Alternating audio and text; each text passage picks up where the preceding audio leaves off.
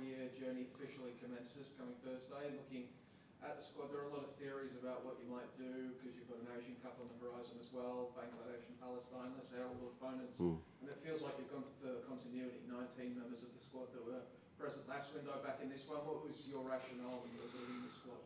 Yeah, look, I'm not focused at the moment on the Asian Cup at all. It's all about the World Cup qualifiers and getting off to a great start, which I believe we will. I've really enjoyed the last 6 months, I have to say, with testing a lot of players and giving players the opportunity in those friendly games that we had. And obviously the boys set their own standards in those games, and I expect those standards to continue right from the start. And as you said, Joey, it's the start of a new campaign, and that campaign is crucially important to qualify for the World Cup, and it starts all next Thursday here against Bangladesh, and and we've got to go out with that siege mentality to win every game. And I guess taking the guesswork out of it, when you were building this squad, which players weren't available through injuries and the like, just so we can separate who wasn't picked versus who was injured? Yeah, look, I think I've been saying it, Joey, for 4 or 5 years. Match minutes is the most important thing, and Milos Degonek is not in the squad this time because he hasn't played for quite a while. Matthew Leckie's obviously injured. Riley McGree's injured. Aiden Aristich is not getting any game time as well. So, I don't get time to get the players fit. They have to be ready when they come into camp. We get 2 training sessions, and those 2 training sessions are short on detail, and it's about just taking that energy out in the pitch and getting the job done.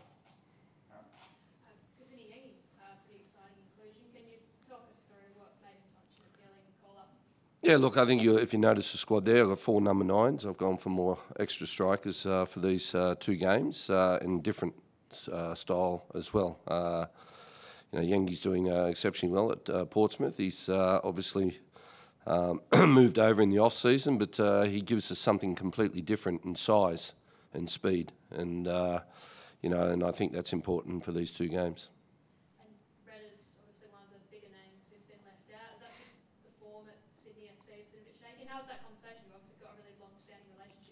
Yeah, look, again, that's the goalkeeping front's down to John Crawley and that, but Joe Gauchi's, finally we can see him playing again. The A-League started, and I've been able to watch, 3 rounds, even though I want you to understand I had to put out the long list of selection 2 days after the England game, and obviously the A-League hadn't started. So there's players in the A-League that probably could feel a little bit hard done by, but once again, it's down to the fact that I hadn't seen him play.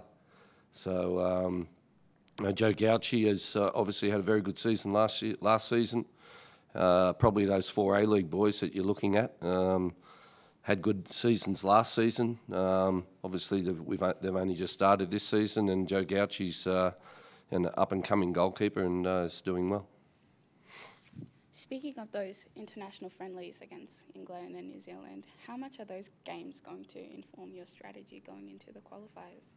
Yeah, look, I think when you play those type of teams and, getting to play the number 1 in the world in Argentina and number 5 in the world in England and having those type of games, it really builds a belief in the players, Sometimes when you're watching them on TV and you're not playing at that level as a Lionel Messi or any McAllister or that from Argentina or the English players, that you can be a little bit starstruck. But I do think that after the games, the boys actually grew even more in their belief that they belong on the same field as those type of players. And as I said at the start, the boys have set their standards, and the standards are there. And it doesn't matter who we play against. I expect those standards to be the minimum of what they produce in the future moving forward.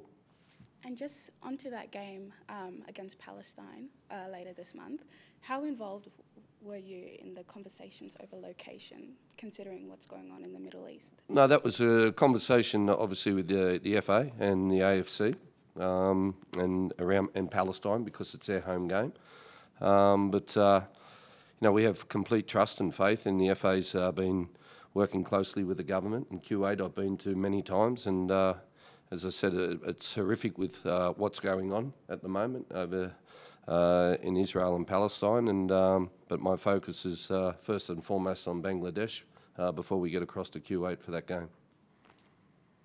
Arnie, just following up on that, is there a bit of concern the Socceroos could be seen as like a bit more of the opposition, getting more of a sort of opposition crowd against you in that Palestine game, given the feelings for Palestine overseas at the moment? No, look, I think the most important thing is that we get ourselves ready for the game. And no doubt we will be ready for that, and that's the most important thing. Andrew Redmayne as well, he's got an enormous profile for someone who's only had a few caps and journey. Is there a bit of a concern this might be it for him with the Socceroos, considering he's had a rough start to the season? No, look, I know Redders and know him well, and you know, he's 34, 35 years of age, and he showed that when you need him at a tournament that he does well. So, you know, we're looking at not only just, you know, the next 6 months, but the next 4 years as well. And, you know, as I said, young Gouchy's, you know, done exceptionally well. Maynard Brewer's playing every week at Charlton, and, you know, it's important that we get the players in that are in form. Arnie, you're saying you're focused purely on the qualifiers, but with this squad coming up, is there a chance that a few players will be looking to push their chances to get on that squad for the Asian Cup? Yeah, look, as I said, it's my focus at the moment is these two games. You know, the Asian Cup is in a month's time. I've got to put a long list out at the start of December. So, again, I've got that time to sit back now and, you know, the A-League's only 3 games in. You know, and then they're going to have another 10-day break for a FIFA window, which is great because then the players are all free for that. But, you know, being able to sit back and watch the A-League players and their performances, I've pretty much gone the last 6 months just with overseas-based players because the A-League hasn't been playing. So it's hard to speak to those players about that because you're taking away the opportunity for them to play for their nation. But at the same time, they've got the time now to show me before the Asian Cup. But as I said, I'm just fully focused on these 2 games in the World Cup qualifiers. And generally speaking on this squad, I don't know if you can think back 4 years ago to the other World Cup cycle, but how do you feel about the quality of this one versus the previous one? Yeah, well, look, obviously, it's always, you know, times change things, and you know, with the retirement of Aaron Moy and Tommy Rogic and some of the older players that you know have moved on, it's you know, it was important that we build you know, the younger players and give them the opportunity. And I think you can see the success of us qualifying for the Olympics in 2020 with in Tokyo. There's probably about 13 players that are in this squad, and you know, it's great that this window. Tony Vidmar is also going to Saudi Arabia with the Olympic team, and some of the boys will get the chance there with Tony, and then they will develop over the next 6 months. So it's not just about today, it's also about the future. Just with these upcoming games, are you willing to experiment with the side at all, or are you more looking for the certainty of qualification? No, it's a World Cup qualifier. I think that, you know, experimenting is over, and they were in those type of friendly games that I had. But now it's all about, you know, getting the tactics right and getting the players on the pitch and their performance right and winning those games at all costs. Yeah.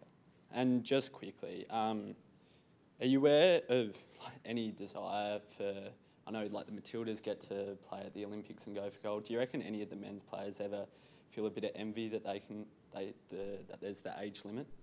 What do you mean? Is there the age limit for the Olympics? No, look, I have to say that, you know, I was probably one of the last ones that played at the Olympics when it was over age in 1988 in Seoul. And, you know, I think eventually, the way women's football is going, you probably will see the same. That'll be an under-23 tournament for the Olympics because it's a way to help develop the kids and that next generation coming through, because the Olympics for me is the second biggest stage that footballers can get on after the World Cup. And, you know, that age group between 20 and 23 is crucial for people's and players' careers. And so, yeah, I think eventually it may go down that avenue as the same as the men's did. Arnie, you touched on the Roos there, and obviously there's going to be a lot of talk around these Socceroos boys are auditioning for the Asian Cup, but do you see those Roos boys in that Saudi Arabia game and that Qatar Qatar game, the likes of Motorray, Patrick Gasbeck, Caleb Newenoff, they're auditioning for the Asian Cup just as much as the boys you've got here? 100%, Joey. It's you got to keep those. You got to keep your eyes open and aware, because the kids. I do believe that international football is getting younger, and you know you've got the kids coming through, and you want to keep that pathway going. You don't want to block it, and you know it's great. You know that again, I'll be watching them. I won't be able to watch them live, but get the replay of it. But when they come to their tournament in April, I'll be going to watch and keeping my eye on them, because at the same time, you know, you might be in day one next week of the campaign of the World Cup, but there is players probably with a question mark on whether they'll make those 4 years. So we've got to make sure that we've got Plan B ready and Plan C, and we're ready for whatever case scenario that is. And I know you don't like to talk about yourself, mate, but this Thursday you will set the new record for most games coached in. I thought you were going to say most hated. Ah. Maybe at some point, maybe you will set the record for most games internationals coached as Socceroos boss, breaking Frank Farina's record. I know how much you love representing Australia as a player or as a coach. How do you reflect on that, and what does setting that record mean to you? Yeah, look, I look at it two ways. One way is I'd rather, in a lot of ways, not have the interim period, but the interim period that I did have was probably the best lessons I learnt in coaching. And but it's yeah, look, it'll be a fantastic honour, and Frank Farina to take over from Frankie is a great mate of mine. is a real honour. But 3 points is all that I care about, and boys. Has there been any sort of reflection on it? Obviously, the journey you talked about before, how you've relaxed more and that sort of thing, and more comfortable in your own skin. How do you feel now you're at that point? Yeah, but sometimes it's harder too, because you realise that after you've achieved something special, that you've got to keep on achieving that, and you don't want to drop those standards and those goals. So it's you know, as I said, the most important thing for me is the boys get in here fit on Sunday, Monday, and we get 2 training sessions, and obviously we've got a great culture within the Socceroos setup, and the boys are ready to perform and get the job done for the nation. So I know Uffy was only with the Socceroos again for a short while. So your reflection, Steve leaving Sydney SC, Uffy joining there. What does it mean for the Socceroos? Have you made any changes to the coaching structure? Yeah, look, it was, I have to say, it was probably quite a surprise that so early in the A-League season 2 managers had been moved on. Uffy was fantastic with us, but I always knew that his main goal was to get back to managing and coaching. So I accept that. Brad Maloney, the Joey's coach, will come in and take that role for this camp. But you know, further down the track, I'll obviously be looking probably for someone to help further down the track as well. Beautiful. Just on Ali Chachati, obviously we've seen him play very well in his debut against New Zealand, and he's been killing it with Parma in Serie B. Do you see him keeping that starting role heading into this game against Bangladesh? Yeah, look, again, it's going to be, you know, I'll have some headaches over next week to select a starting 11, because, you know, you got the 4 centre backs that I've picked in. Sakati is doing great at Parma, and Cam Burgess doing fantastic at Ipswich. Harry Sutter does what he does for us, and Kai Rolls has been outstanding for us. So, you know, I only can fit 2 of them in. You know, so it'll be a big decision when they get here. But as I said, overall, it's about getting our tactics right for these games. And look, I appeal to all the Melbourne fans to get out and support the boys. We've you know, it's been a really, really long time since we've played here in Australia. You know, I was looking just the other day in my reign of 40, how many games? 44. I've played 9 games here in Australia. So we've been away a long time, and we've played a lot of football away from home, and you know, the boys just love coming back here so much and playing in front of the family, friends and fans, and it'd be great to see a full house. And then just on Nathaniel Atkinson, obviously he's currently out injured, and we've seen Ryan Strain and Lewis Miller sort of step in those right-back roles.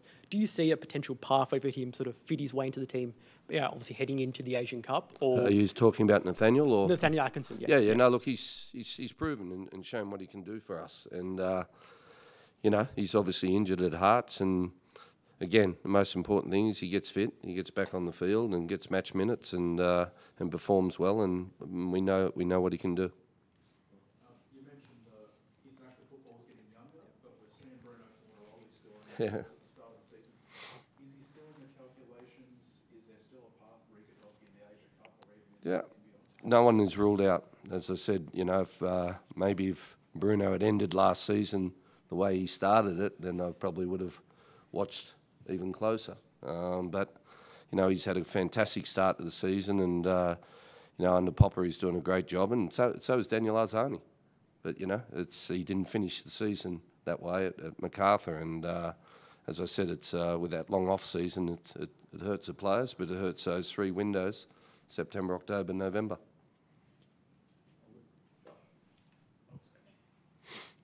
Just on the Saudi Arabia World Cup bid situation, was that a little bit of a shame for Australia there? And what did you think about the whole process? Yeah, I don't know if I would have been around that long, but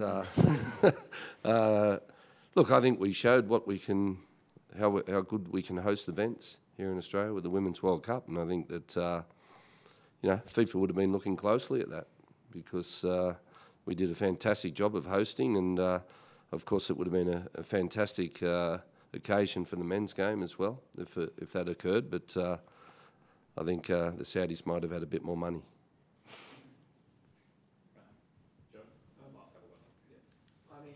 There's been a lot of talk around the rise of Mestre here in Quindars of late, wondering when he's going to make breakthroughs, and obviously he's not a part of this squad, but maybe even taking a step back from that, when you're looking at someone, a 17-year-old like him with the talent, but the maturing that he obviously needs to do as well, what sort of journey do you envision him taking in the national team setup before he becomes, well, in the hope that he realises his potential playing for the Socceroos? Yeah, look, I went with the 17s to Thailand, and Nesta did very well. I do believe he's obviously got that great relationship and everything with at Adelaide, and they're there not only to support on the field but off the field as well. And he's got some great qualities. It's just probably getting more consistency with those qualities, and he's shown that he can do incredible things. But as I said, it's more about the consistency of it, and his next whatever that next pathway is.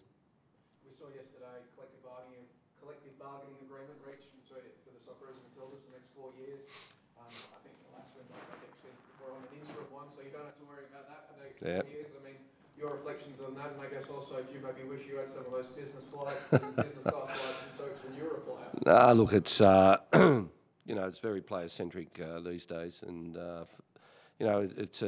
we're asking a lot from the players. You've got to understand that. It's when you go over to Europe and you go around to the clubs and you see the clubs and where all the boys and girls are playing. It's a big task for them. When they do all that travel, and they deserve every cent they get, and the performance side of it, of course, and they keep that going well, then the game grows.